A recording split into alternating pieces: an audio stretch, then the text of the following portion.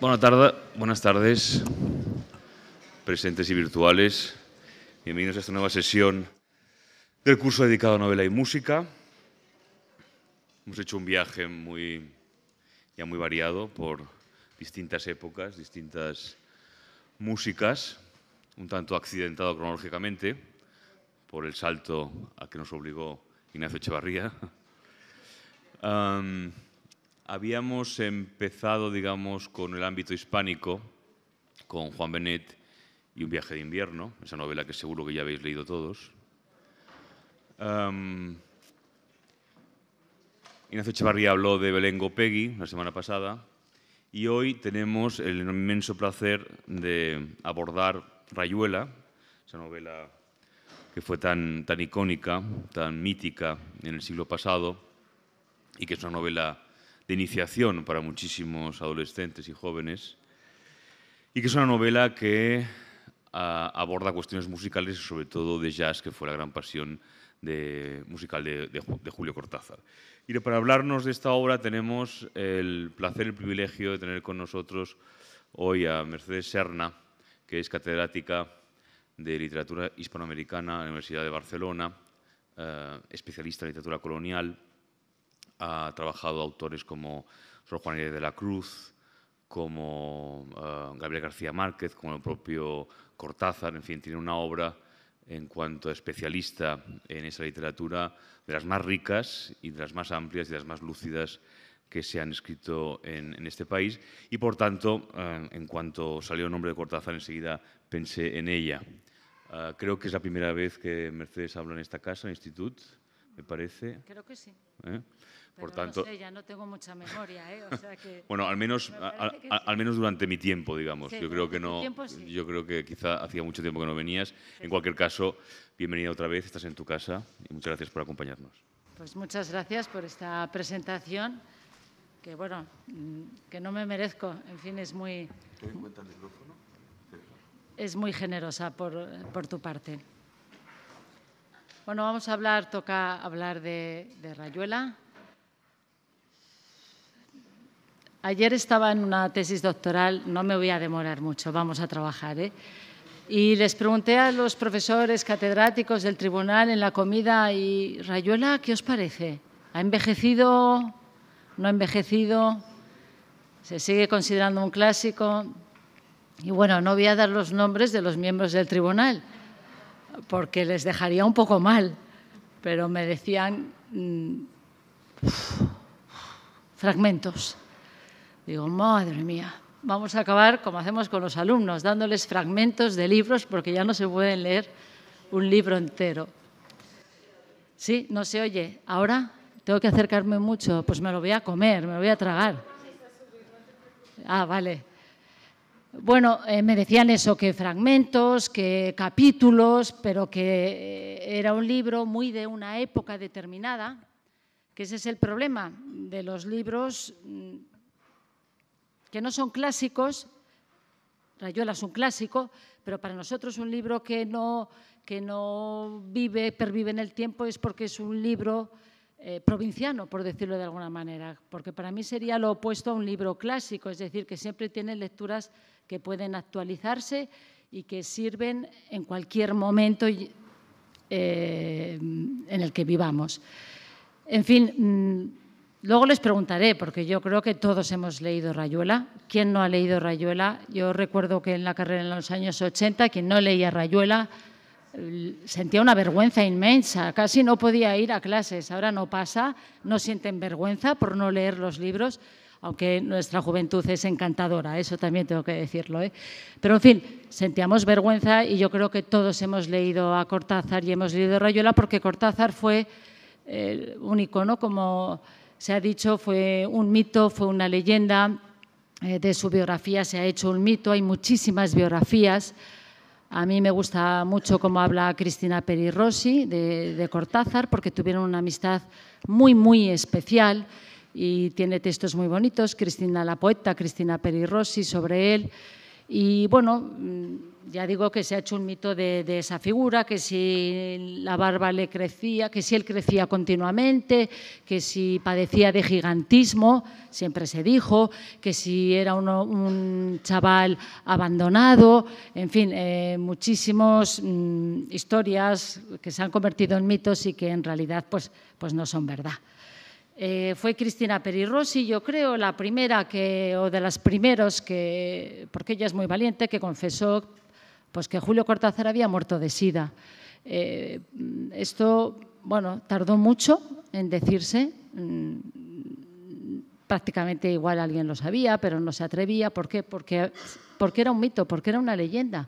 Y entonces decir que había muerto de sida, pues quedaba mal, qué tontería, ¿verdad? Pero, en fin, estamos llenos de prejuicios. Y fue ella, creo, la primera, uno de los primeros que dijo que no, que en una transfusión de sangre, creo que en Francia, ahora no sé si en París, creo, bueno, pues esa sangre estaba infectada y Cortázar murió de sida.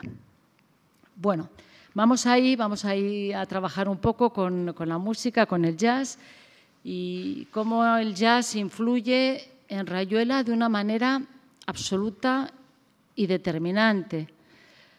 Yo diría que Rayuela está hecha como una partitura de jazz. Por su estructura, por su temática, por el ritmo, importantísimo, por el swing, que tanta importancia le daba Julio Cortázar al swing, y sobre todo por una tercera parte muy problemática, en la cual yo creo que él lleva a cabo lo que en jazz se denominan los takes, experimentos, ¿verdad? Ir tocando de manera improvisada varios músicos de jazz, sin partitura, sin nada previsto, de forma absolutamente espontánea y que salga lo que salga. Entonces, habla mucho Cortázar del jazz en Rayuela, pero no es eso lo más importante. Lo vamos a ver muchas veces, pues bueno, está comentando sobre músicos, pero son descripciones más bien impresionistas, ligadas a los sentimientos de los personajes que aparecen en la obra.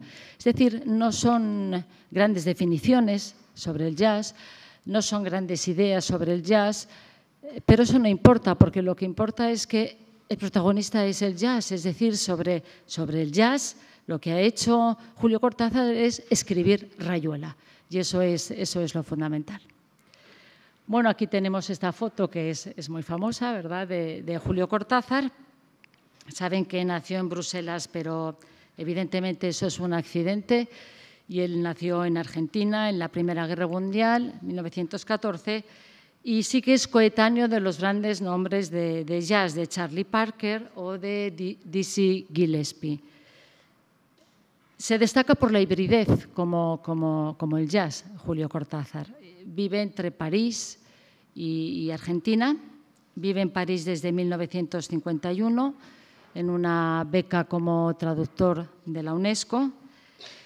Y vive la realidad de un ser escindido en los dos lados. Eso se ve muy claro en Rayuela, del lado de allá, que es el lado, ¿verdad?, de París, y del lado de acá, que es el lado de Argentina. Y que es muy curioso porque él la escribe desde París, pero sin embargo el lado de allá es París y el lado de acá es Argentina. Debería ser al revés, ¿verdad? Y luego esa tercera parte que es de otros lados. Bueno, él siempre dijo que vivir en Europa era una manera, o la mejor manera de entender la realidad latinoamericana. Eso pasa con prácticamente casi todos los escritores del boom. La mayoría, saben ustedes que vivieron en Europa, la mayoría vivieron, o muchos, o los más importantes vivieron en Barcelona. Aquí publicaron sus obras y Barcelona hizo de puente, una ciudad importantísima en ese sentido, porque hizo de puente entre la literatura latinoamericana y ofrecer toda esa literatura al resto de Europa. Por lo tanto, la ciudad de Barcelona en ese sentido fue definitiva para la publicación de las obras de la mayoría de los escritores del boom que vivieron en esta ciudad. Bien, el jazz es fusión, y el jazz es desarraigo. Yo diría dos palabras que también va a intentar Julio Cortázar en muchos de sus textos. Las letras son de desarraigo, es de una comunidad, ¿verdad? El jazz es un género que pertenece a una comunidad afroamericana que nace en Nueva Orleans y que nace a finales del en el siglo XIX. Por lo tanto, ahí ya tenemos esa fusión, ese desarraigo y ese cosmopolitismo. Tenemos esos tres rasgos que van a identificar a Julio Cortázar también con el jazz. Evidentemente, también la rebeldía. La rebeldía es un antídoto, el jazz, a la música pomposa. Es un antídoto pues, a toda esa música que primaba a primeros del XX. En las décadas del siglo XX, pues estoy pensando en Wagner sobre todo. Y frente a esa música pomposa, solemne, excesivamente erudita, pues aparece esta música de jazz que es caprichosa, como Rayuela, porque Rayuela es caprichosa, porque ahí están los caprichos de un escritor, Julio Cortázar, sobre todo en la tercera parte, que escribe lo que le viene en gana, de forma improvisada, y que él elige al lector, además, porque lo comenta en determinadas veces. Bueno, yo tengo que tener un lector a la altura de lo que yo estoy escribiendo, lo vamos a ver en algunos de los textos. En fin, una música que es popular, que es caprichosa, que es folclórica, pero también una música de una comunidad que expresa su dolor, el dolor de esos hombres, de esos negros, de esos esclavos, y que vamos a ver también reflejado en Julio Cortázar, ese dolor que él tiene, sobre todo en los años de adolescencia y de juventud, de pura soledad. Es ahí donde él empieza a ligarse con el jazz, porque entrevé o piensa que le une esa catarsis a raíz del dolor que experimentan tanto la música de jazz como el propio Julio Cortázar, ligado a la soledad en este caso. Bien, escribe un primer libro de sonetos. A mí, sinceramente, Cortázar como poeta no me gusta y lo he intentado. No me gusta porque no me emociona.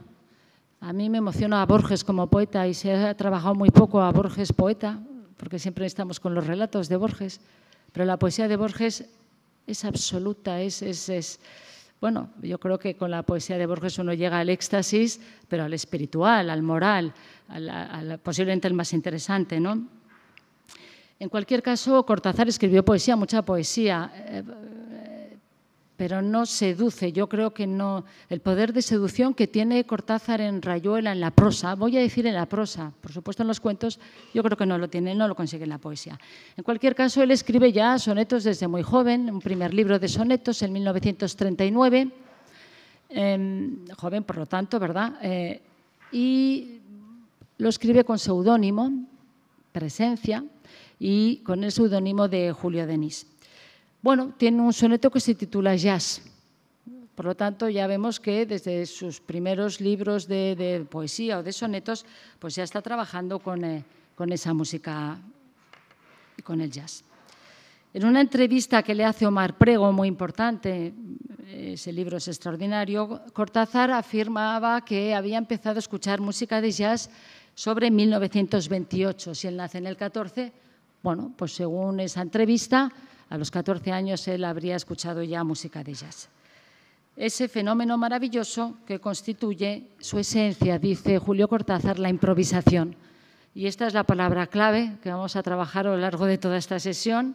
Lo que más le une o lo que más admira Julio Cortázar del jazz es la improvisación.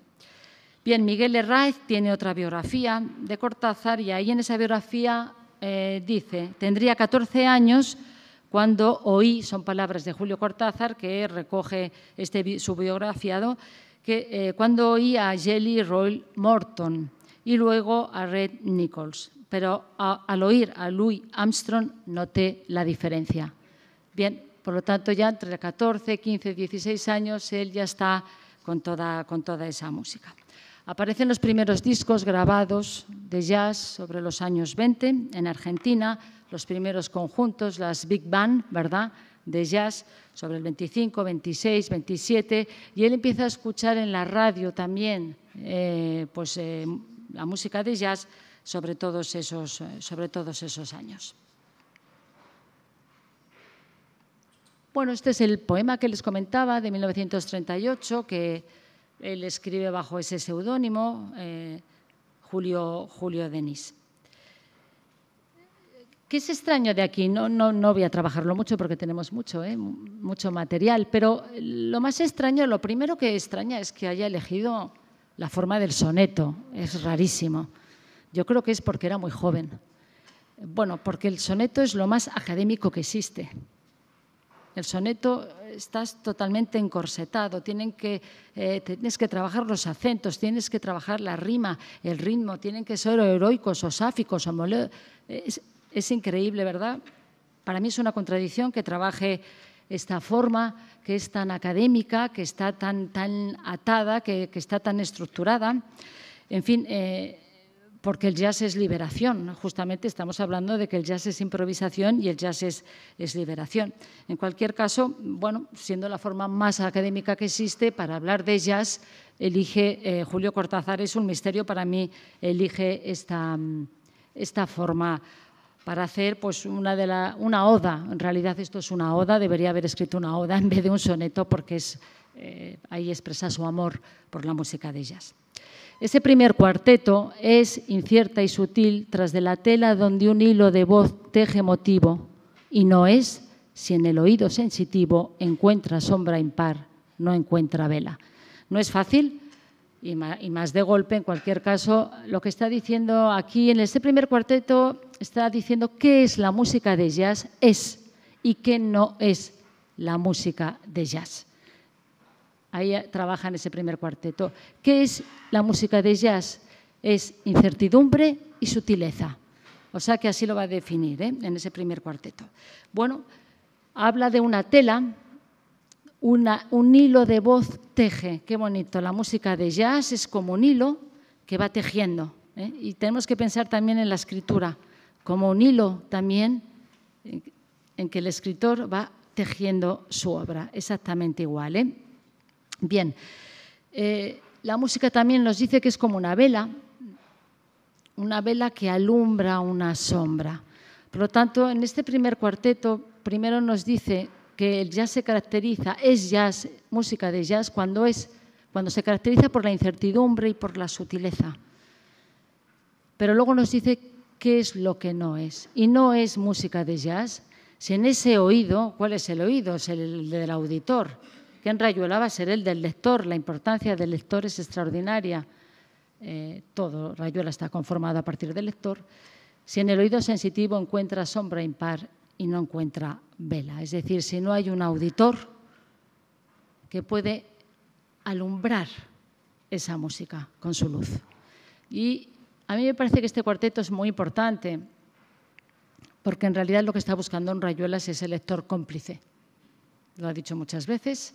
Ese lector cómplice es, fíjense, ese oído sensitivo que tiene que tener una vela, que tiene que alumbrar una sombra y por lo tanto que tiene que estar dispuesto a amar esa música de jazz y a poderla entender y a colaborar en esa música de jazz. Así que yo creo que aquí se encuentra lo esencial de lo que vamos después a ver y que tiene mucho que ver con las vanguardias, que es la búsqueda de un lector cómplice. No es el lector arrellenado en el sofá que pasivamente va leyendo un texto, sino que colabora con el texto y lo va a rehacer. Por lo tanto, ¿qué nos dice Cortázar? Que hay que ser autor, pero hay que ser ejecutante al mismo tiempo. Y esto es lo que a él le interesa. Es decir, los músicos de jazz son autores, pero son creadores. Son autores y son ejecutantes. ¿Qué es lo que busca él? Ante todo busca la creación. Uno tiene que ser escritor, sí, pero sobre todo tiene que ser creador. Creador. Y a él no le vale con ser solo escritor. Por lo tanto, por eso él siente que está cerca del jazz, porque autores y ejecutantes están cumpliendo el mismo motivo, el mismo papel. Por lo tanto, fíjense que ese hilo de voz, esa tela, Cortázar lo va a decir muchas veces, la música, la escritura teje una tela, pero lo más importante no es lo que se ve de esa tela, no es el dibujo, es el revés. es el otro lado. Eso es lo que está buscando Cortázar. Vuelvo a decir, es la tercera parte de Rayuela. Cortázar fue muy generoso y nos dio una tercera parte en la cual él daba la vuelta al libro, es decir, nos ofrece su taller de escritura. Y por eso es de una generosidad extraordinaria, porque ahí están toda la problemática con la que él se encuentra, todas las teorías, todas las dudas, en fin, absolutamente toda la problemática de cualquier escritor cuando se dispone a escribir un libro. Entonces siempre tendemos que pensar en que a Cortázar no le interesa la tela, le interesa el revés, el otro lado del dibujo, lo que está al otro lado. Bien, el segundo cuarteto, que está fuera del molde y de la escuela, ya sabemos, ¿no? Porque es antiacadémica y por lo tanto el jazz está fuera de la escuela, el soneto estaría en la escuela, lógicamente. Es un regocijarse de nativo, afroamericano, siglo XIX, libertad de eslabones y cautivo sonido que una selva hurtada anhela. Bueno, aquí hace claramente alusión a una liberación del jazz, una liberación que es estética, libertad, pero que también es histórica, por esos negros esclavos que empiezan a tocar jazz en Nueva Orleans. O sea, que está haciendo, menciona esa doble idea. Primer terceto, bébeme noche negra de los cantos con tu boca de cobre y aluminio, ahí la trompeta, la boca de cobre y aluminio, y hazme trizas en todos tus refranes. Qué bonito los refranes del jazz, fíjense, es folclórico, es coloquial el jazz, son refranes, pero además lo que está diciendo es que quiere ser bebido, que quiere ser devorado por la música del jazz. Y el trompetista, ¿verdad?, con esa boca. Y el segundo terceto, yo quiero ser contigo uno de tantos, entregado a una música de minio. El minio puede ser los trovadores alemanes, los minio sangers de trovadores, de cantores, otra vez hace alusión a esa oralidad, a esa popularidad, entregado a una música de minio y a la liturgia ronca de tus marnes. Esos marnes son las almas en pena, las almas muertas de los familiares romanos, en la época romana, y ahí está la soledad, ahí está el dolor que vive Cortázar y el dolor del jazz, ese dolor que vive, que entiende Cortázar, que padece el jazz por quien lo ha originado, por el origen, ¿verdad? Lo está traspasando también a él mismo, esa liberación del dolor a través del dolor. Bien, fíjense que comentó en una entrevista con Elena Poniatowska, dice Julio Cortázar, por estos años, fueron mis años de mayor soledad. Ahí tienen ese último verso, ¿verdad? Fui un erudito, toda mi información libresca fue de esos años. Mis experiencias fueron siempre literarias. Vivía lo que leía, no vivía la vida. Esto también lo dice Borges, lo dicen muchos escritores, que viven lo que leen y no viven la vida. Leí millares de libros encerrado en la pensión. Estudié, traduje, descubrí a los demás solo muy tarde. Bueno, él hace mención muchas veces de esa soledad en la que vivió cuando estaba en Chivilcoy. Él empieza a escribir la carrera de Filosofía y Letras, pero la tiene que dejar porque tiene que ponerse a trabajar. Estamos hablando del año 32, 35, 36, 37, el año de este texto 39, y entonces se pone a trabajar de maestro en la Escuela Normal en Chivilcoy, que es provincia, ¿verdad?, y en Bolívar, que es una provincia también de Buenos Aires.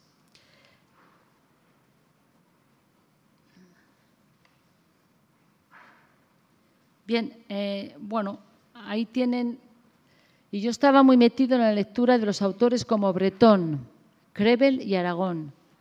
El jazz me daba a mí el equivalente surrealista en la música, esa música que no necesitaba de una partitura. Ya hemos hablado de la improvisación, que vamos a ver en esa tercera parte de Rayuela, pero creo que he puesto este fragmento porque yo creo que la música que prefería, él sabía que no era la mejor, ni mucho menos, pero que era la música que mayormente, que más le representaba. Él decía, yo sé que la música clásica es de más calidad y si me fuera a vivir a una isla desierta no llevaría un libro, decía Cortázar, llevaría un disco. Es raro en un escritor, ¿verdad? Dice, y si tuviera que llevar una música, no llevaría jazz, llevaría música clásica. Por lo tanto, él reconoce que no es la más perfecta, pero sí la que más le representa. Cortázar es profundamente romántico. Rayuela es una novela romántica, porque es una novela de un amor visto desde el pasado. Es un amor que ya ha muerto y se recuerda. Por lo tanto, es una novela romántica. Y fíjense, es muy importante porque si musicalmente el género que más le representa es el jazz, el género literario que más le representa, o mejor dicho, la escuela, es el surrealismo. Por lo tanto, tendríamos que hacer claramente una relación entre el jazz y el surrealismo, y es muy fácil de hacerla. El jazz forma parte de las vanguardias, podría decir eso, de las vanguardias musicales. Y ahí tenemos, por ejemplo, la escritura automática. Cortázar practicó la escritura automática, esa escritura, ¿verdad?, totalmente del que intentas dejar ir totalmente el subconsciente sin que haya ninguna razón, ninguna lógica, y el jazz sería exactamente igual, improvisación sin tener una partitura, sin ordenar previa y mentalmente y lógicamente los elementos que van apareciendo. Por lo tanto, es una libertad mental que le da el surrealismo y esa libertad también que le está dando el jazz, y por eso lo va a utilizar. Bien.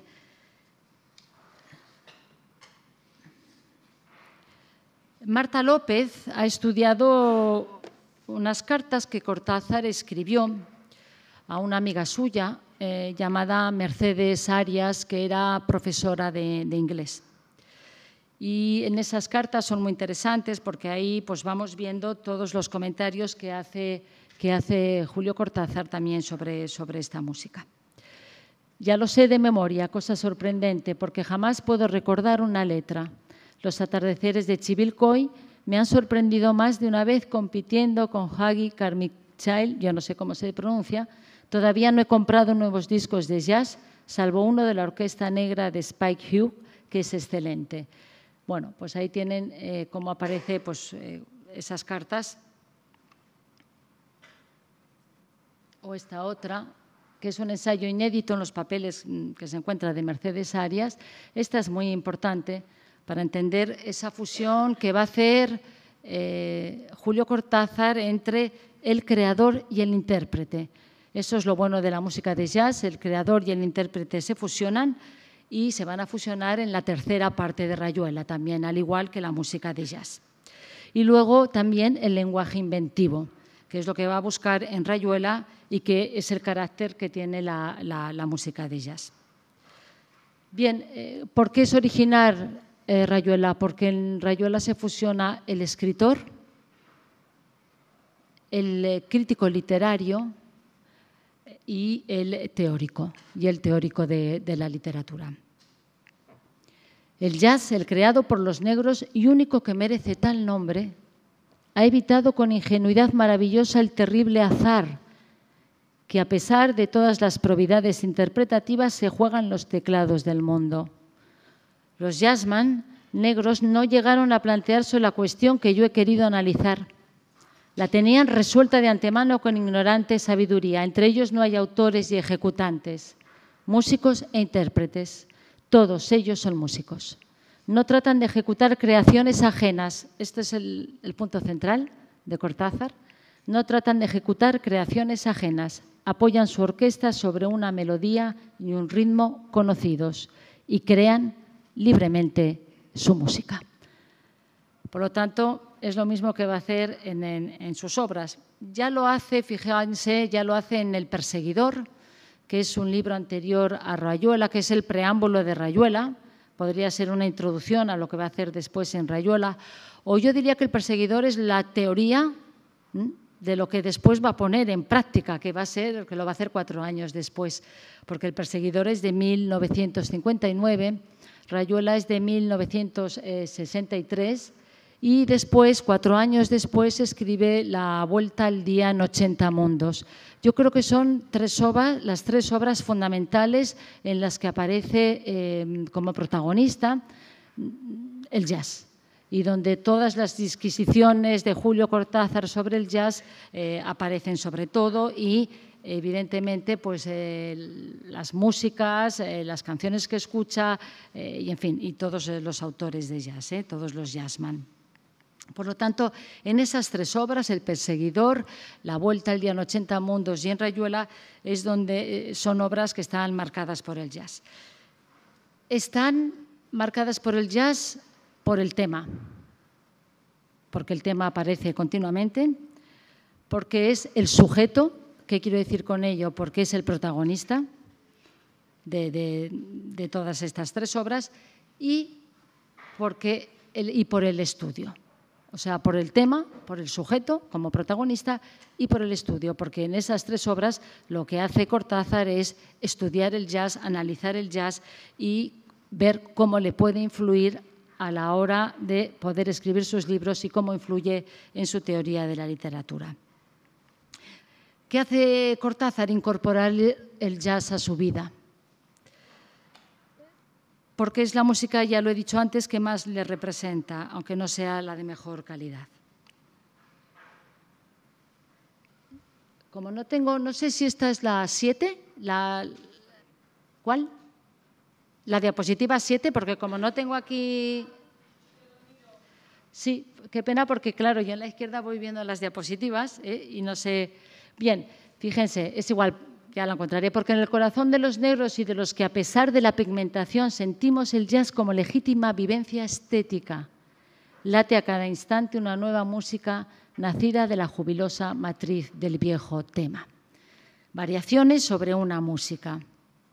Ahí están los takes, ¿no? Variaciones y variaciones y variaciones sobre un mismo texto. Esto lo va a hacer muchísimo Cortázar en sus obras. Y como vivencia estética, ahí está. Hay que ver el jazz como esa vivencia estética que le va a influir.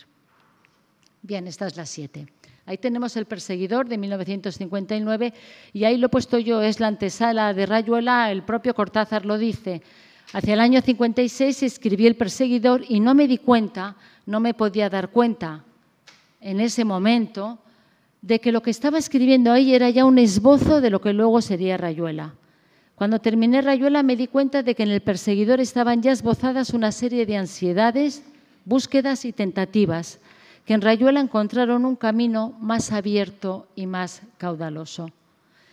Bien, fíjense, es muy importante este fragmento. Primero, ya está, El perseguidor como un esbozo de lo que va a ser Rayuela. Yo había dicho un preámbulo, ahí está. ¿Por qué? Porque ahí va a poner en práctica, ¿verdad?, en la novela, toda la teoría literaria que ya empieza a aparecer en El perseguidor. Saben que El perseguidor está basado en la vida de Charlie Parker, uno de los más grandes saxofonistas de jazz, de la historia del jazz. Muere Charlie Parker, Cortázar lee una biografía y a partir de ahí escribe El perseguidor, que va a ser Johnny Carter, claramente. Charlie Parker va a ser Johnny Carter en el libro del perseguidor. Entonces aparece un crítico de jazz que es Bruno, que va a seguir la vida de Charlie Parker y va a estar escribiendo la vida mediocre, la vida desastrada, la vida de heroína, de drogas, de total, en fin, podredumbre, por decirlo de alguna manera, de ese saxofonista que es Johnny Carter, pero por el que siente una profunda admiración, Es un libro de búsqueda, yo diría que es la palabra clave de toda la obra de Julio Cortázar. Todos los cuentos son cuentos de búsqueda y las novelas exactamente igual. Él lo dice, ansiedades, búsquedas y tentativas, pero las ansiedades y las tentativas son por esa búsqueda que continuamente está persiguiendo, y ahí el perseguidor, y que creo que nunca llega a encontrar. Desde luego no en la novela de Rayuela, que queda abierta en ese capítulo 56, o que remite el 56 a otro de manera circular y del círculo no se puede salir. Bien, es una búsqueda estética, es una búsqueda literaria, es una búsqueda musical, pero es una búsqueda de indagación moral, clarísimamente. Johnny Carter se parece muchísimo a Horacio Oliveira, de Rayuela. Son dos personajes muy parecidos, son hombres derrotados humanamente, son hombres fracasados, son personajes de búsqueda, los dos están muy influidos por el jazz y que tienen una obsesión que es la búsqueda y otra obsesión que es la autenticidad. Los dos están buscando algo que no encuentran, pero en los dos también hay una gran incomunicación total. Frente a Horacio Oliveira, pues aparecerá la maga que nos dice muchas veces Julio Cortázar que es el diálogo, es el puente al diálogo, algo que no tiene Horacio Oliveira, que destaca por su, yo creo que muy influido por la náusea de Sartre, por su desgana. Por su desgana, esa desgana hace que no exista ninguna posibilidad amorosa, o que fracase o que aborte cualquier posibilidad amorosa. Bien, pero en los dos aparece, insisto, ese amor por la música de jazz y esa búsqueda que persiguen continuamente en esa rayuela que va dando saltos, ¿verdad? Como la música de jazz, con ese swing, con ese ritmo de jazz y con esa búsqueda también estética. ¿Y cuál es la búsqueda estética? Conseguir ese swing del jazz en Rayuela y abrir Rayuela, y lo va a conseguir, perdón, en El perseguidor ya lo pretende y lo consigue en Rayuela, abrir la novela a secuencias narrativas las cuales nos muestren el tiempo cronológico del protagonista o de los personajes, pero también el tiempo subjetivo, el tiempo de la conciencia o el tiempo íntimo. Y eso lo hace en los dos textos, en El perseguidor, cuento novela, me da igual, y también lo hace también en Rayuela. Bien, en Rayuela ya saben que esa primera parte es el lado de allá, donde se narra la estancia de Horacio Oliveira, que no sabemos por qué se ha ido a Buenos Aires, vive en París, está con la maga, tiene relaciones amorosas con la maga, que es la antítesis de él, ¿verdad? La maga no es erudita, la maga es natural, la maga es espontánea, en fin, todo lo contrario de él. Es un hombre que vive la literatura, pero no vive la vida. Eso es pues muy típico, por ejemplo, de los escritores modernistas, ¿no? La vida en la literatura, pero no son vitales, sino que solo pueden vivir a través de la literatura. Bien, la separación con la maga, el Club de la Serpiente, cómo se juntan allí pues todos los amigos, Ronald, que es un gran especialista de jazz, bebop, su pareja, Babs, Osip, en fin, se van reuniendo con todos ellos en el Club de la Serpiente. Muy importante, los capítulos en los cuales hablan de jazz es cuando se reúnen todos ellos. Y luego la separación de la maga, esa es la primera parte, la muerte de su hijo de Rocamadour. Curiosamente siempre hay una muerte, en El perseguidor también muere el hijo y en Charlie Parker ocurre y en Johnny Carter también ocurre. En fin, son leitmotivs que están a lo largo de la obra de Cortázar. Y es un amor visto desde la evocación, desde el pasado, desde el recuerdo, y por eso yo he dicho que es una novela profundamente romántica y es una novela de amor de amor surrealista. En la segunda parte es del lado de acá. Curiosamente, el lado de acá es el del lado de Buenos Aires, aunque cuando la escribe está en París, eso es curioso, ¿no?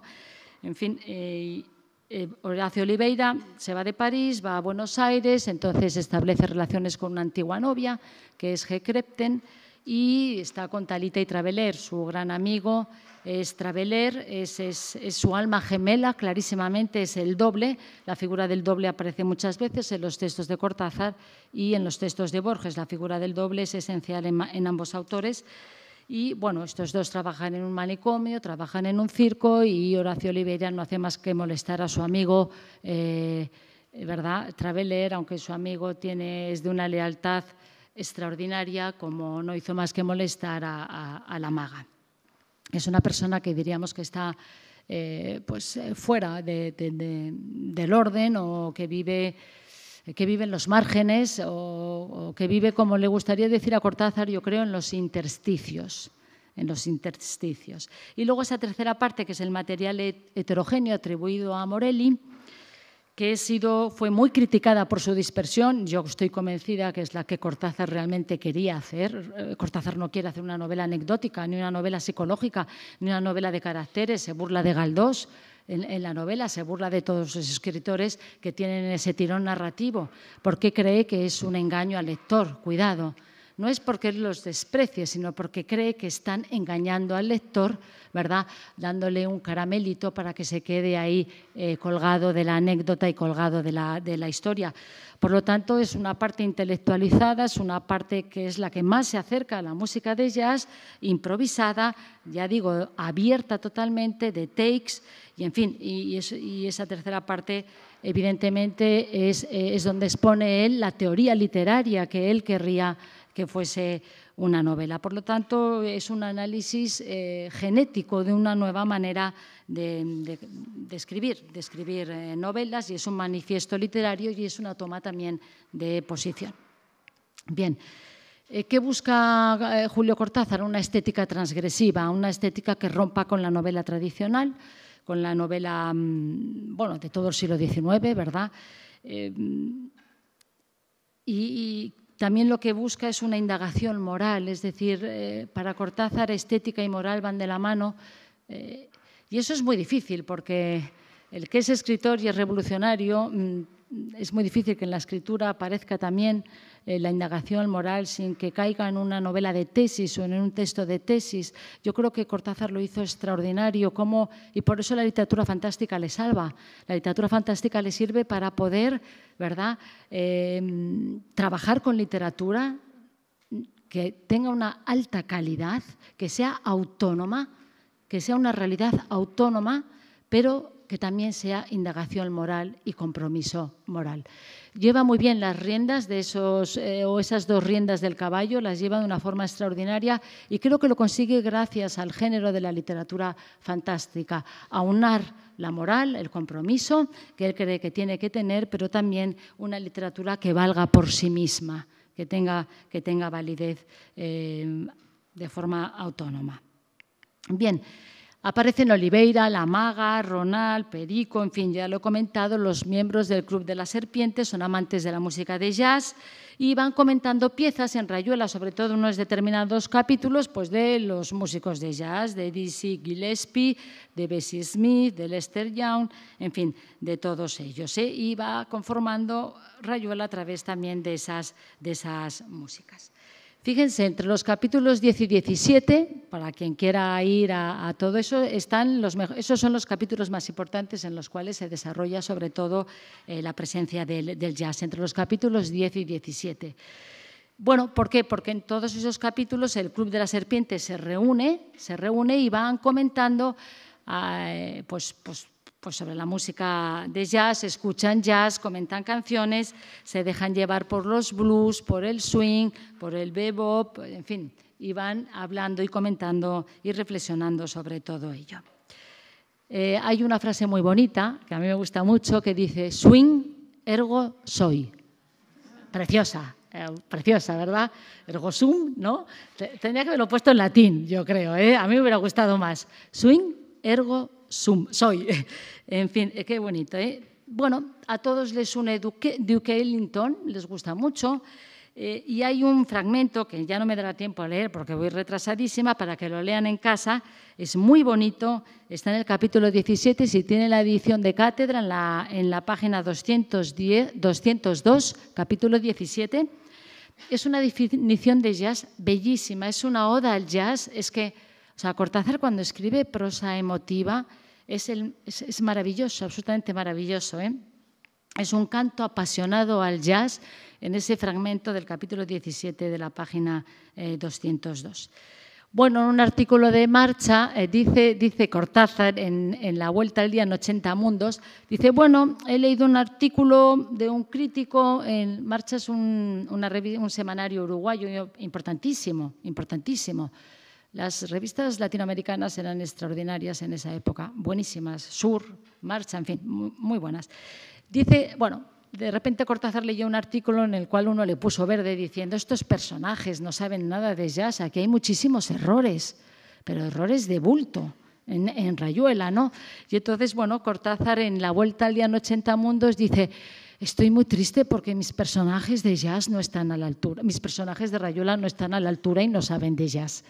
Es precioso, es irónico, es una forma también de salvar a sus propios personajes, y es una ironía, bueno, extraordinaria, ¿no? Como si esos personajes tuvieran vida al margen de su escritor, ¿verdad? De su autor, que es el propio Cortázar. Bueno, miren, aquí están los músicos de jazz, que los voy a pasar muy rápido porque creo que si no, no tendré tiempo. Pero yo he buscado en Rayuela, la verdad es que esto me ha llevado mucho tiempo, pero es que cuando me empecino con algo no hay manera. A ver, ¿qué le liga todo esto? Cuando todo el Club de la Serpiente habla de todos estos, ¿verdad? O trompetistas o cantantes de jazz, o en fin, ¿qué es lo que le liga al texto? ¿Cuál es el motivo fundamental por el cual el Club de la Serpiente habla de todos ellos? Hay algo más allá, ¿eh? Pues ahí tienen, cita un concierto de Louis Armstrong, y bueno, y Cortázar a Louis Armstrong le llama enormísimo cronopio. Me imagino que saben lo que es el cronopio, pero el cronopio es bueno, y los cronopios y las famas, sí, lo saben, ¿no? Les suena, ¿verdad? Pero el cronopio es la libertad, es absolutamente lo mejor, el mejor adjetivo que pueden darle Cortázar. Bueno, he buscado algunos, Benny Carter, John Coltrane, y buscaba, cuando ellos hablan, buscaba si había algo que les ligaba. Duke Ellington, posiblemente uno de los... Ahí tienen el swing ergo soi. Era sencillo pensar que quizá eso que llamaban la realidad merecía la frase despectiva del Duke. Esta frase es preciosa, no significa nada si no es swing, más o menos eso quiere decir, ¿verdad?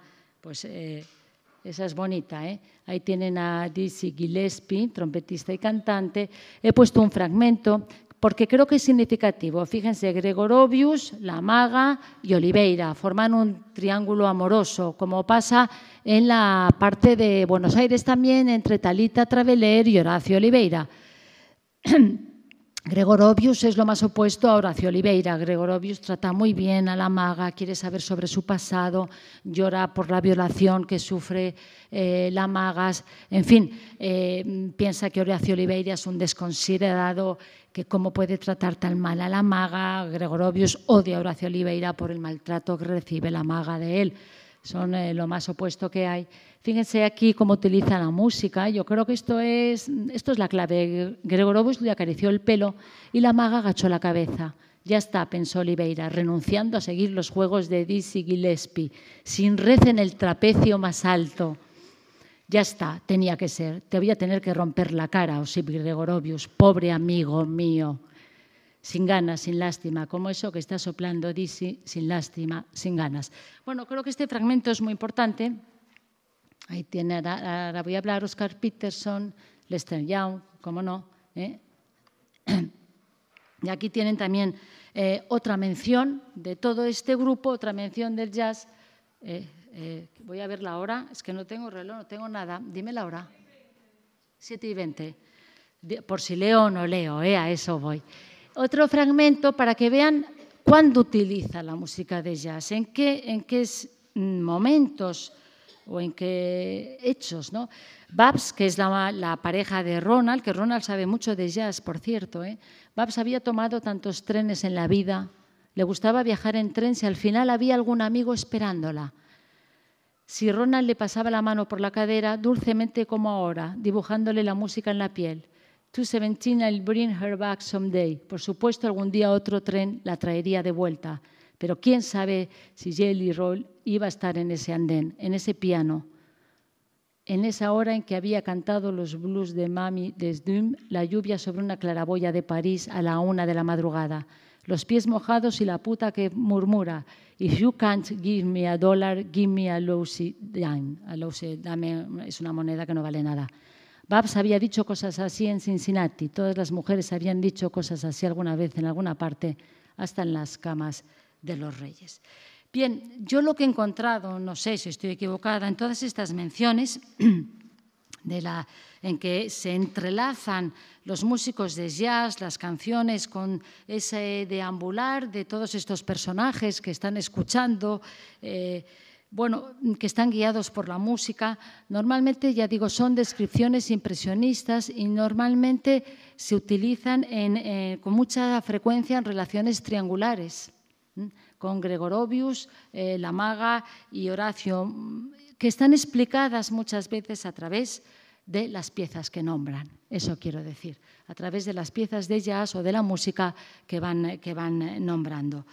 Bien, es decir, relaciones que permiten una total libertad. Pensemos que realmente Rayuela, pues lo queramos o no, es una novela que está muy anclada en un tiempo muy concreto que de alguna manera es el de los años hippie, aunque él está un poquito antes, ¿verdad?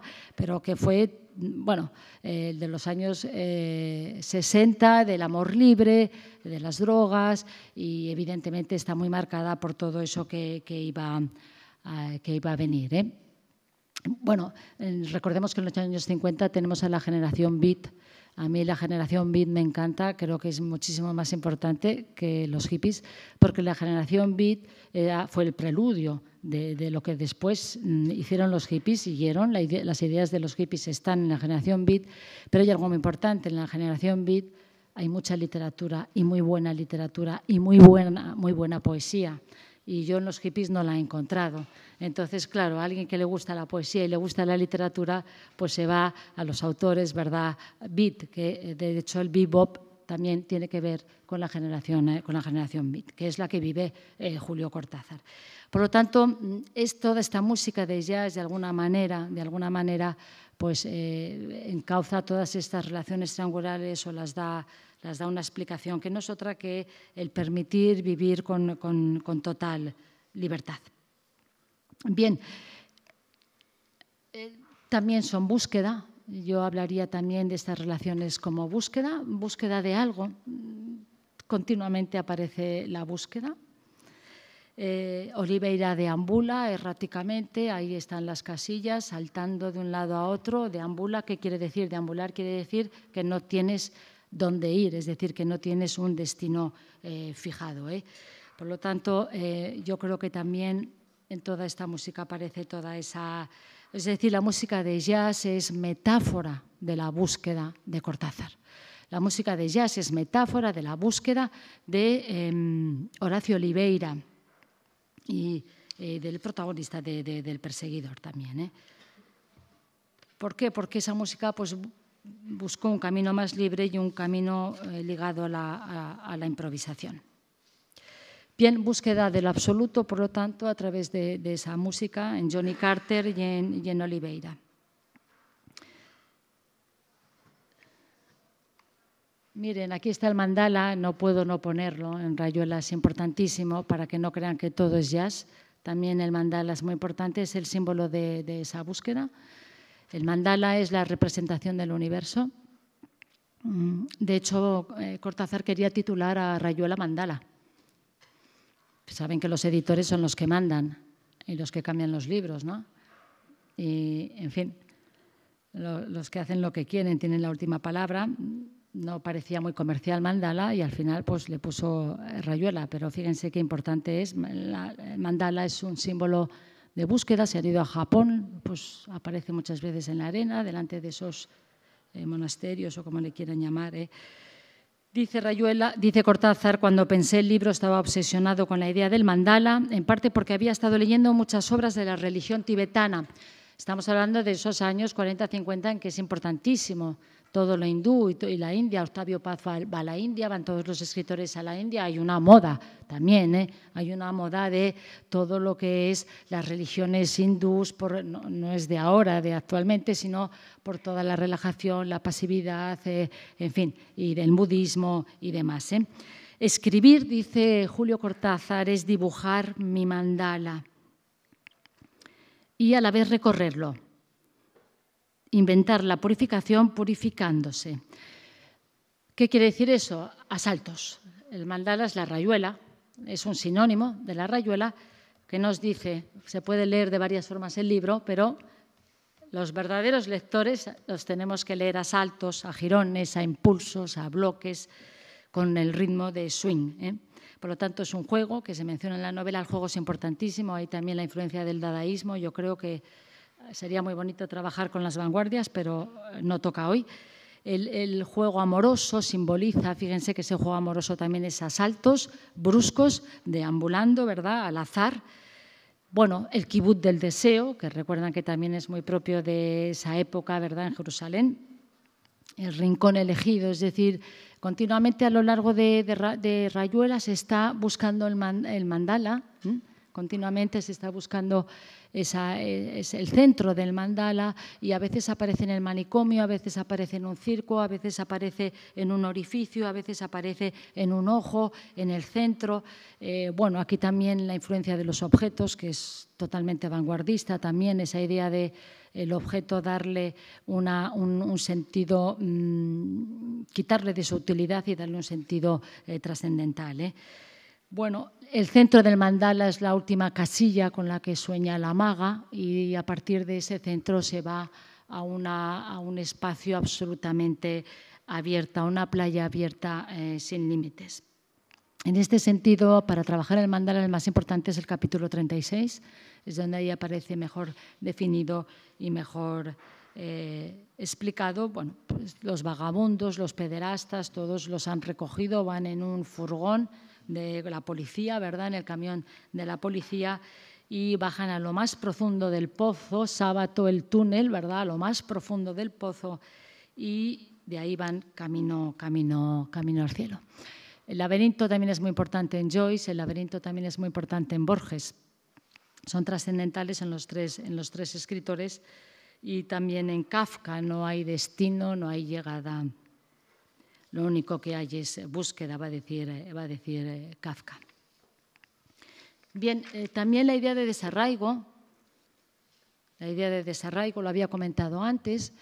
Argentina, ¿qué pasa con los argentinos? Lo dice muy bien Morena. En Argentina dice hay dos tipos fundamentales: los que se han ido a Europa, se han dejado absorber por Europa o han conectado con Europa, y los que persisten en asirse fuertemente a la tierra.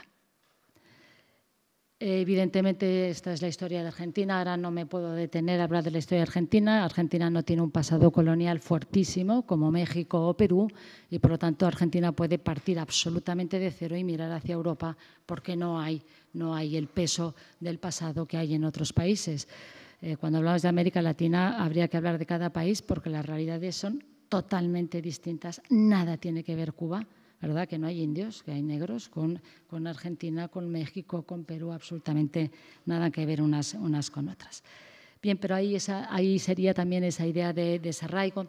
Piensen que también todos estos escritores fueron muy criticados, porque todos fueron a Europa.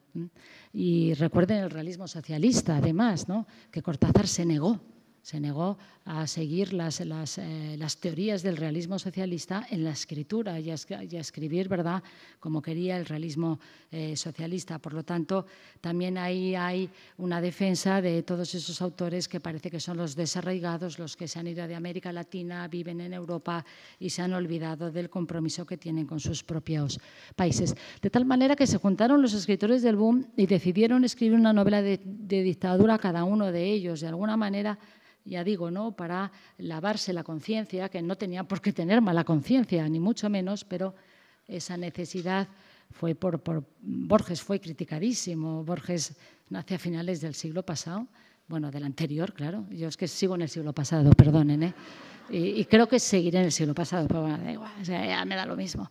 Y se hace famoso en los años 60, o sea, 62 años, que había escrito una obra extraordinaria.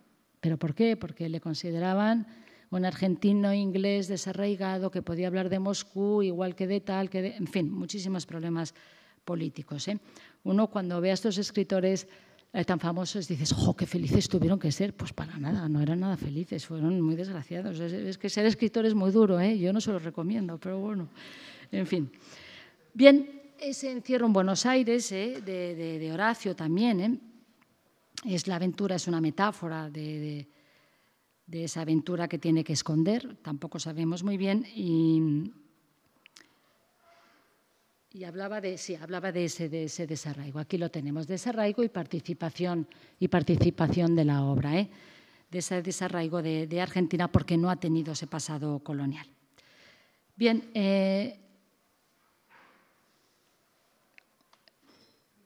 jazz como metáfora de la escritura cortázariana. Bueno, habría que hablar de la jam session también, de las sesiones de jazz, que es ese encuentro entre varios, porque yo lo veo muy parecido también a Rayuela.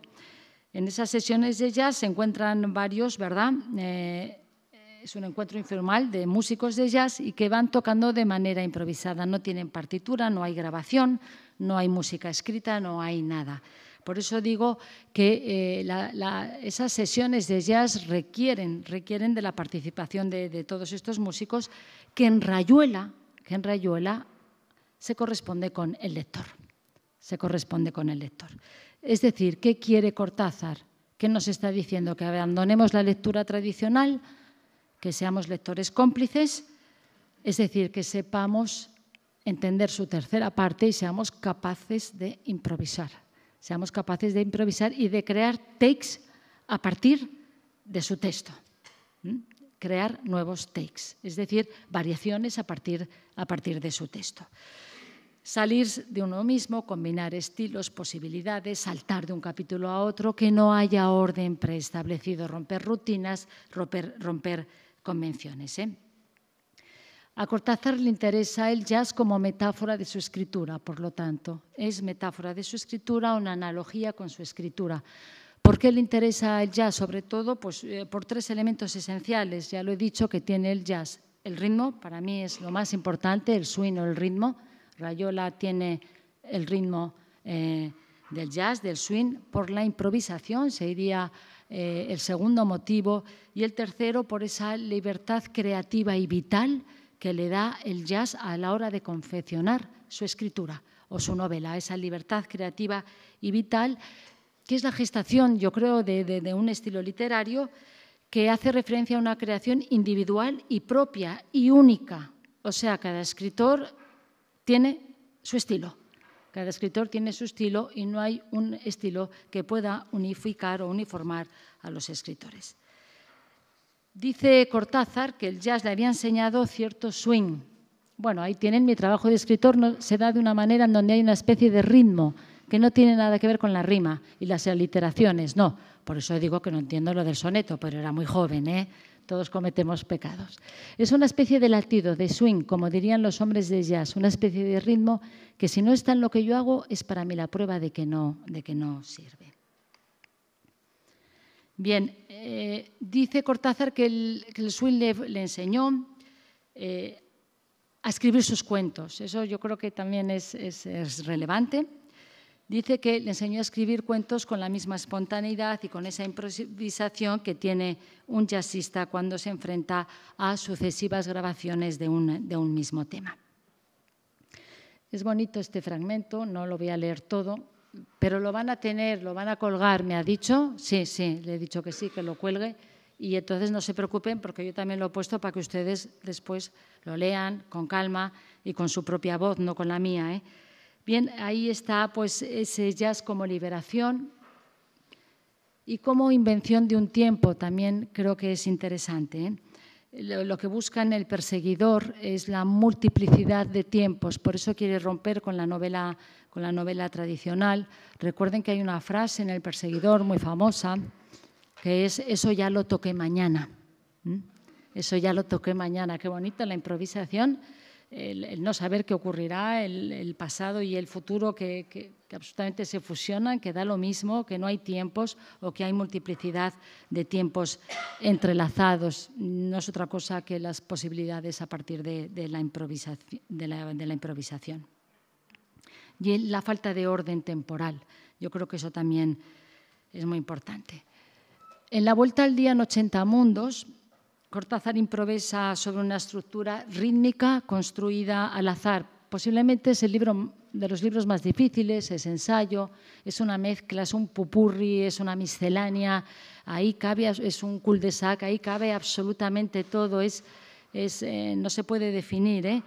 Bueno, pero eso es lo que le acerca también a al jazz. Él dice que ese título, La Vuelta al Día 80 Mundos, se le ocurrió a partir del jazzista Lester Young, y eso le hizo pues, atreverse a modificar el libro de Julio Verne, le dio esa libertad. Bueno, dijo haber escrito ese libro a la manera del bebop, aunque Horacio Oliveira odia el bebop. El bebop sería algo mucho más rebelde que ese swing que se va europeizando, que tiene melodía, que es más fácil para los europeos, mientras que el bebop es muchísimo más radical porque ya no hay melodía, es más difícil, es más duro para nosotros, pero es más primitivo. En realidad es más fiel a los orígenes. Ahí tienen a Thelonious Monk, habla mucho de Thelonious Monk, Julio Cortázar en Rayuela, porque fue a un concierto y se quedó impresionado y después escribió pues, todo un ensayo sobre ese concierto en Ginebra, sobre Thelonious Monk y bueno, y ahí aparece pues, en todos esos fragmentos de La Vuelta al Día en 80 mundos. Bueno, de ahí viene la estructura de collage, fíjense qué parecido, y ahí tenemos otra vez el surrealismo, ¿verdad? La estructura de collage, de pluralidad dinámica, que es Rayuela, porque Rayuela es un collage, claramente, otros fragmentos, jirones, bloques, en fin, disonancias, giros temáticos. El bebop se caracteriza por las disonancias, también aparece exactamente igual en Rayuela, disonancias de contenido, disonancias formales de todo tipo. Recordemos la muerte de Rocamadour, cómo se está muriendo ese niño mientras están al lado en una fiesta, se está muriendo el niño, en fin, que produce horror, ¿verdad? Es decir, ahí están esas disonancias de contenido, disonancias sentimentales, rupturas totales que tienen que ver con el jazz y con el bebop. Giros temáticos también, también vamos a ver muchos giros temáticos que no casan en absoluto, que son totalmente disonantes, es decir, es una construcción a base de retazos, es lo que en Rayuela. Bien, ¿por qué escribo esto? No tengo ideas claras, ni siquiera tengo ideas. Ahí tienen girones, impulsos, bloques. Esto es lo que quiere él, jugar con el ritmo. Yo escribo dentro de este ritmo, escribo por él, movido por él. Hay primero una situación confusa cuando uno se dispone a escribir, que solo puede definirse en la palabra. De esa penumbra parto, y si lo que quiero decir tiene suficiente fuerza, inmediatamente se inicia el swing, un balanceo rítmico que me saca a la superficie, le ilumina todo, conjuga esa materia confusa y el que la padece en una tercera instancia clara y como fatal. La frase, el párrafo, la página, el capítulo. Ese balanceo, ese swing en el que se va informando la materia confusa. Es para mí la única certidumbre de su necesidad, porque apenas cesa comprendo que no tengo ya nada que decir. Ahí tienen. Es bonito, muy bonito. Así por la escritura bajo el volcán me acerco a las madres. Qué bella es esta frase. Me conecto con el centro, otra vez el centro del mandala también.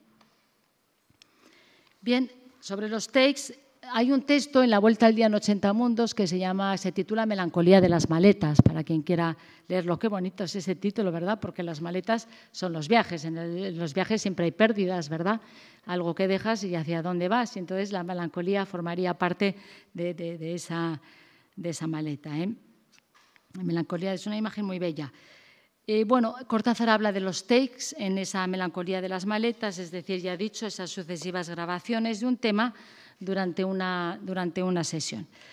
¿Qué dice Cortázar? Bueno, para mí el disco definitivo no es el mejor take, no tiene que incluir el mejor take. Dice Julio Cortázar. Yo no quiero elegir el mejor take, quiero elegir el que más me satisface, el que más me representa, que es distinto que el mejor. Es lo mismo que decíamos del jazz y la música clásica. Sé que la música clásica es mejor, me iría a una isla, pero la que me representa es el jazz. Pues exactamente lo mismo. Es el más satisfactorio, aquel que incluye, fíjense, su propia crítica. Para él ese es el mejor take, el que se puede ir borrando. Esto es la teoría del túnel. En la escritura de Cortázar se habla mucho de la teoría del túnel, es decir, de construir para construir. Tomar un texto, deconstruirlo para construirlo. Me explico, la deconstrucción, ¿no? O teoría del túnel, le llama Cortázar. El mejor take para Julio Cortázar es aquel que interrumpe para volver a empezar, para recomenzar, para reconstruir. Bueno, el take es el que abre la puerta del artista, lo he comentado al principio. Cortázar dice, yo no querría escribir más que takes.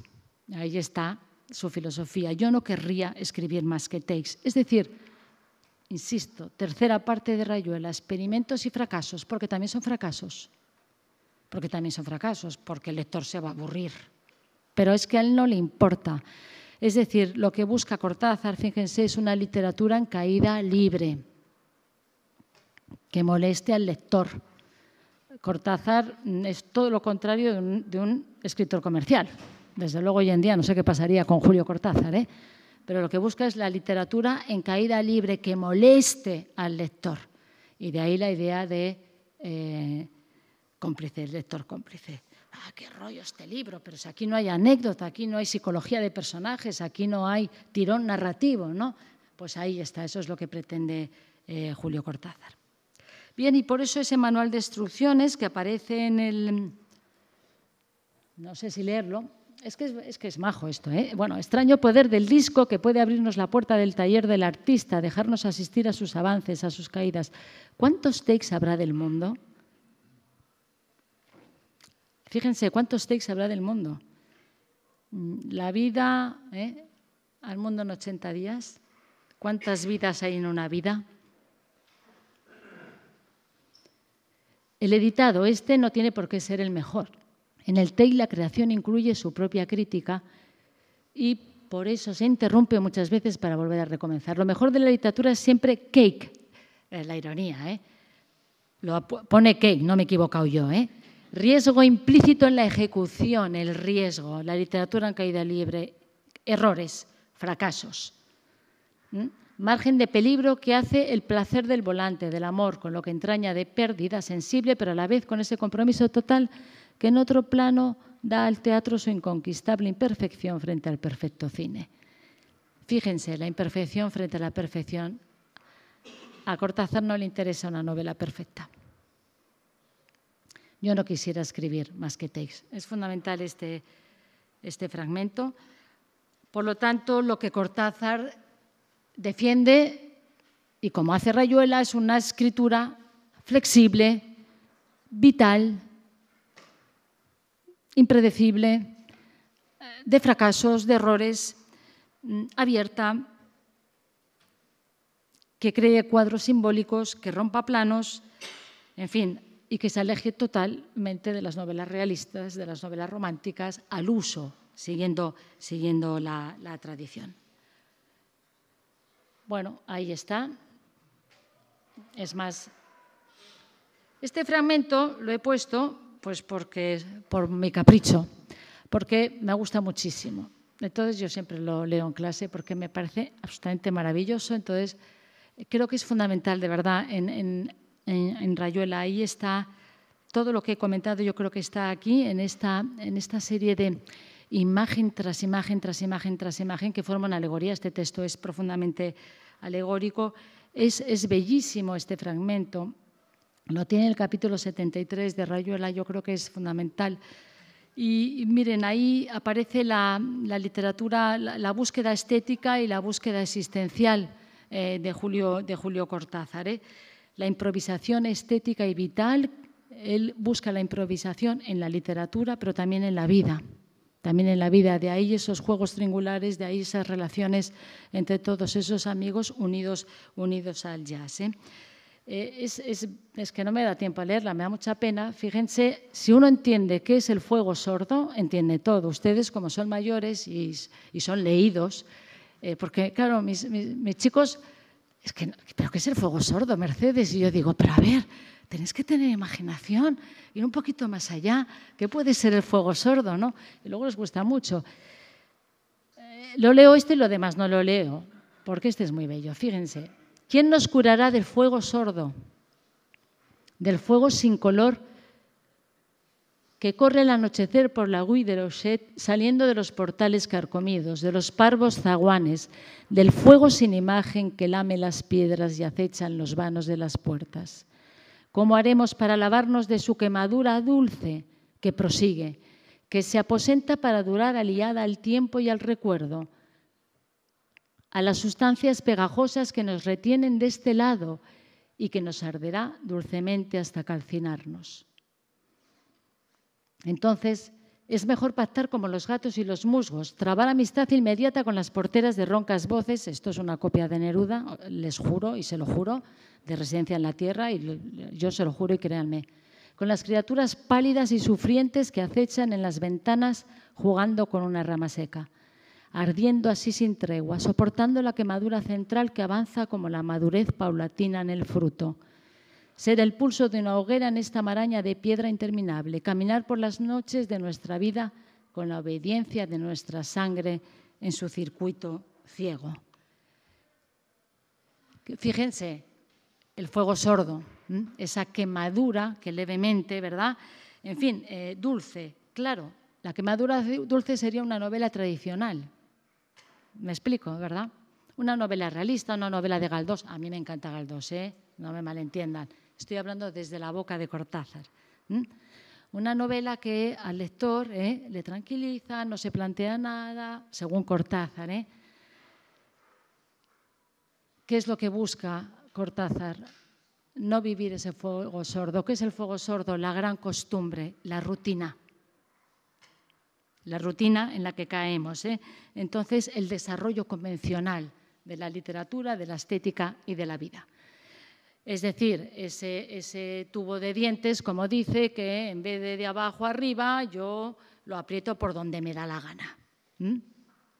Eso es lo que busca Julio Cortázar en su literatura y en la vida. También romper, ¿verdad?, con ese fuego sordo. ¿Por qué sordo? Porque la costumbre hace que ya no sientas nada. Y de ahí esa pasión que ya es sorda. Realmente es un oxímoron, fuego sordo. Y es una sinestesia también, bellísima sinestesia. Y este fragmento también me gusta muchísimo. Léanlo, porque aquí está el surrealismo, aquí están los objetos, aquí están las vanguardias, aquí está Sartre, aquí está... Es bellísimo, Y otra vez, ¿por qué entregarse a la gran costumbre? Tiene relación con el anterior. Fíjense que la edad de un tornillo...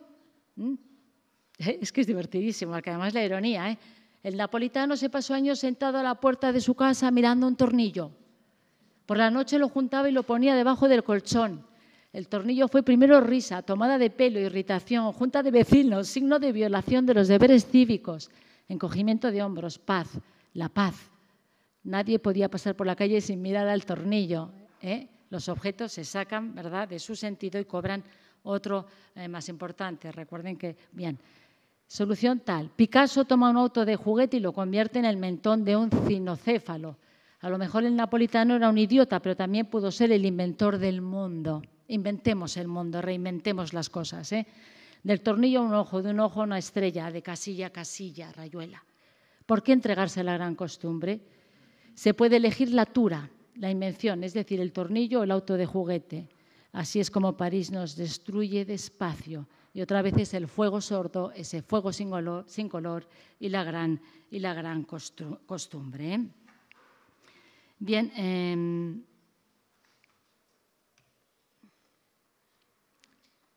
¿qué hora es? Bien, 8 menos cuarto. Bueno, pues vamos a ir acabando porque lo tienen ahí. Aquí ya tienen lo que busca también muy importantes del capítulo 79 de Rayuela. A mí eso me parece muy importante porque aquí ya ven cómo busca una novela que se oponga a esa novela tradicional o a las fórmulas esas codificadas por la historia. Yo creo que tiene mucha influencia. Cortázar recibe mucha influencia de Joyce.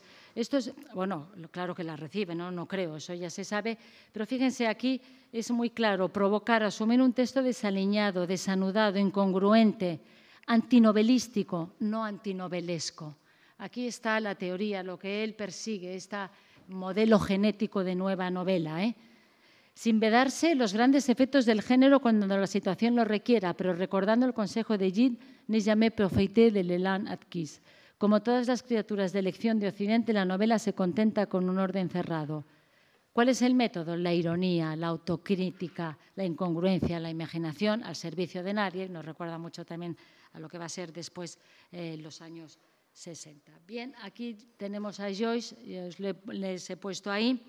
Claramente es Joyce quien rompe con toda esa novela de caracteres, con la novela psicológica, con la novela anecdótica y destruye toda la psicología tradicional, y Cortázar le debe a Joyce pues todo ese aprendizaje en el sentido de que no hay tirón narrativo, porque Cortázar lo que busca es que haya múltiples lecturas, múltiples propuestas, experimentos combinatorios, posibilidades de jugadas infinitas, en fin, pulverizar un poco pues todas esas formas canónicas de todo el quehacer literario y también de la lengua, muy importante. Es decir, estar descolocado en el mundo. Es lo que busca Cortázar, estar descolocado. Sus personajes están descolocados en la escritura y estar descolocado en la concepción del mundo. Dijo Cortázar que él siempre escribía desde un intersticio. Me parece bonito y yo creo que se puede entender. Buscar, ¿qué quiere decir? Pues buscar las fisuras de la realidad. El envers del tapiz. Empecé, ¿verdad?, con ese tapiz que hay que darle la vuelta, pues ahí está. Otro tema es Cortázar y el lenguaje. Hay muchísimos capítulos sobre el lenguaje, lógicamente, porque es la materia prima en la que se basa la escritura. Bueno, aquí tienen varios sobre el lenguaje. ¿Qué hace Cortázar? Pues solos, muchas veces hace solos, monólogos, diálogos, grandes párrafos, flujo de conciencia, notas falsas, divagaciones, en fin, desde muchísimos desde muchos puntos de vista. Improvisa, se inventa palabras, se inventa algo nuevo y así va creando pues lo que en el jazz se llama el scat, que al final son símbolos desprovistos de lenguaje. No hay que colgarse de las palabras, dice Cortázar. Qué bonito. No hay que colgarse de las palabras, hay que romper con ellas, hay que despegarse de las palabras. Otra vez, eso nos lleva hasta el surrealismo. Les leo, porque hay bastante sobre el lenguaje, pero lo van a entender, porque yo creo que con todo lo que hemos comentado, este es muy bello. Fíjense la libertad, un tablero de ajedrez donde se reserva ser el alfil o el caballo. Una definición de libertad que no se enseña en las escuelas, donde jamás se ha enseñado. Bien. Aquí tienen todos los capítulos donde aparece pues, sus reflexiones sobre el lenguaje, la necesidad de inventar un lenguaje. Recuerden el lenguaje glíglico, que es muy famoso. Muy interesante lo que dice aquí sobre el surrealismo, porque Cortázar criticó el surrealismo porque decía que el surrealismo primero intentaba cambiar el lenguaje, pensando que si cambiaba el lenguaje cambiaría el ser. Y dice Cortázar, se equivocaron. Primero tiene que cambiar el ser y después ese ser cambiará el lenguaje. Entonces aquí aparece esa crítica que hace al surrealismo, a pesar de estar muy marcado, como todos, por el surrealismo.